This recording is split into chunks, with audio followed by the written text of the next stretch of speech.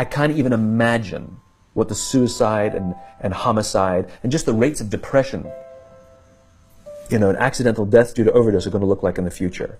It's going to reach epidemic proportions. It's already, the statistics are already alarming, and yet nobody's sounding any alarm bells. Parents have to intervene. We have to stop giving our kids free access to social media and phones at young ages. They are not ready for it. Their minds cannot cope with the dopamine. They can only have it up to a certain hour, and you take it away. They're children. You can take the phone away.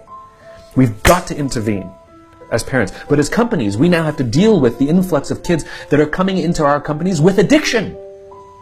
Watch, I see it all the time. Walk through any office. You'll see the older employees have their phones on the sides of their computers as they're working. You'll see the youngest employees have their phones face up in front of their keyboards between their arms as they're working. And this is how they work.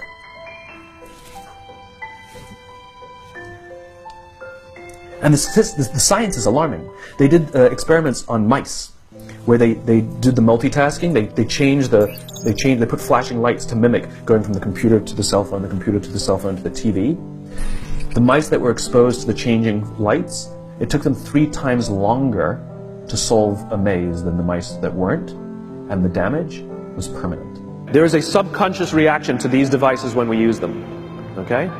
What if I were to hold my phone while I'm talking to you? I'm not checking it, it's not buzzing, it's not beeping, I'm not even nothing, I'm just holding it. Do you feel at this moment that you are the most important thing to me right now? No, you do not. Because there is a subconscious reaction we have to the device. When it is out, it makes the people around us feel that they are less important.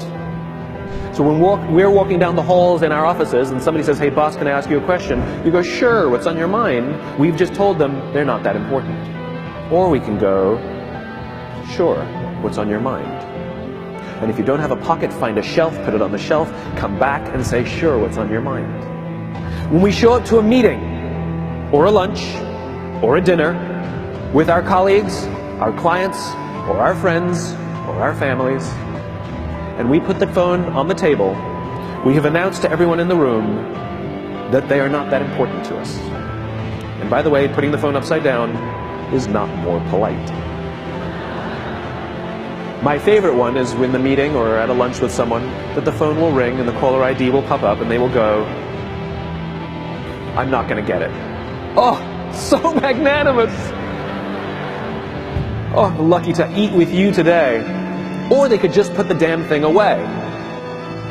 You can tell how addicted we are. When somebody pulls out their phone when you're with them, how uncomfortable does that make us feel?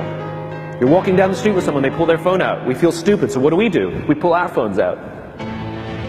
We're so addicted. Somebody goes to the bathroom when we're at dinner, and what do we have to sit there by ourselves? God forbid we should look around the room for 5 minutes. We pull our phones out.